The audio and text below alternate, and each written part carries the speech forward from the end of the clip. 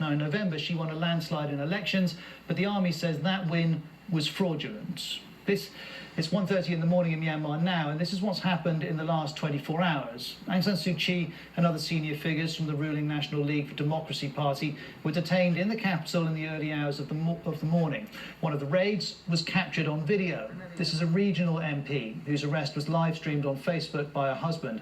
The president of Myanmar, Win Myint, was also arrested. Next came this announcement on military-controlled TV, declaring that power had been handed to the head of the armed forces, General Mae Aung Hlaing. Within hours, soldiers arrived on the streets of the capital, Naypyidaw. Roadblocks were set up, and a year-long state of emergency was declared. Then this is Myanmar's commercial hub, Yangon. There's a heavy police presence there too. Internet and phone lines have been restricted since, and a number of international and domestic TV channels, including the state broadcaster, were taken off air. We did manage to get this report from BBC Burmese in Yangon. The streets here in Yangon are getting quiet. People are not sure what will happen next, so they are staying indoors unless really necessary to go out. But earlier today, people rushed to shops and markets to stock up on rice and other staple foods. People have been seen lining up at ATMs and banks and trying to take out money as much as they can. Phone lines and internet connection is limited, with many providers cutting their services. Even I can't make calls on my phone. Well, in Yangon, life at least looked normal. This video was posted by a local journalist on Twitter. He made this point: local people are afraid to comment on the military's move. One taxi driver told me it's like 1962. That's a reference to a military coup that took place then. It's difficult to get people to comment in Myanmar, as you can imagine. However, the BBC has managed to get some reaction from inside Yangon. I am really shocked and panicked. Have been feeling unwell all day. Tears were streaming down my face. I am hopeful Mother Aung San Suu Kyi and her colleagues will be released peacefully. May she and her colleagues be free and make the country better. I am surprised and shaken. I fear that prices will rise and people will revolt. Now, the timing of this coup can be explained. For months there have been tensions between the military and Aung San Suu Kyi's party. The military had backed the opposition in November's election, and then when it lost, claimed voting irregularities. Well, today Ms Suu Kyi's government was supposed to be sworn in Naypyidaw, the capital, but of course that didn't happen. And it seems Aung San Suu Kyi's party expected this. It released a statement after her arrest, which we're told she'd written in preparation. In it, she says, "I urge people not to accept this, to respond and wholeheartedly protest against the coup by the military."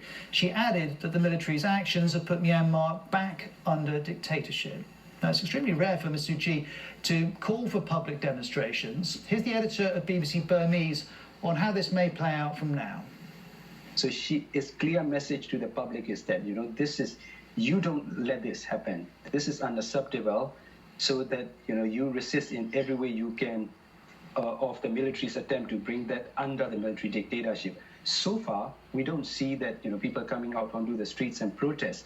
But as the message sinks in and people kind of come to realize that the new reality that they are facing, that might change it. So that's a dangerous part. Military is also military presence is seen in the streets in many parts of the country, in major cities. So probably they won't tolerate such a protest or dissent. So it's a dangerous collision of force which we are witnessing in Myanmar.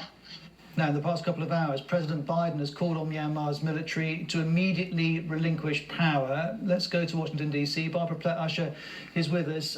Barbara, I was mentioning that Joe Biden has talked about taking action, but what action's available to the Americans? So, Ross, he's put out a really strongly worded statement that is notable for a number of reasons. One, he has said this is a direct assault on the transition to democracy and the rule of law. He's also called for an international response. He says the international community should unite to press the military to relinquish the power that it seized, to release those that it arrested, to lift the restrictions on communications. And he says that they should act together, the world community, to hold the generals accountable if they don't do that. And then he has also threatened sanctions. He said, look, we, the United States, lifted our economic embargo on Myanmar over a period of time when the transition to democracy was underway. But if that process is reversed, then we have to do a sanctions review and see what appropriate action should be taken. So the fact that he mentioned that decades-long sanctions embargo on Myanmar suggests that they would also entertain the Americans some more economic punishment, not just, say, for example, targeted sanctions against the generals who carried this out. Barbara, stay with us. A couple of other things to ask you about. Let's remind everyone watching, Myanmar was ruled by the armed forces until 2011. That was when democratic reforms spearheaded by Aung San Suu Kyi ended that military rule. However, behind the scenes, the military has continued to keep a tight grip. Let's hear from Wai Nu, a Burmese human rights activist. She and her family spent 7 years as political prisoners in Myanmar from 2005 until 2012. She now lives in Washington. This is her reaction. We were not expecting the military would go this far, given the system that we have put in place already under 2008 Constitution, under so-called democracy. Military has already shared a great amount of power within the systems in the government by holding three ministries at the executive and 25% of seats at the legislature, and they have already controlled the vast majority of businesses and economy itself.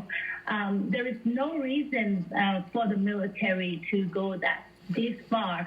There are criticism and there are assumptions that it's beyond the military's wanting to have power. It might be also about the individuals, specifically, particularly the commander-in-chief, personal ambitions to become a president.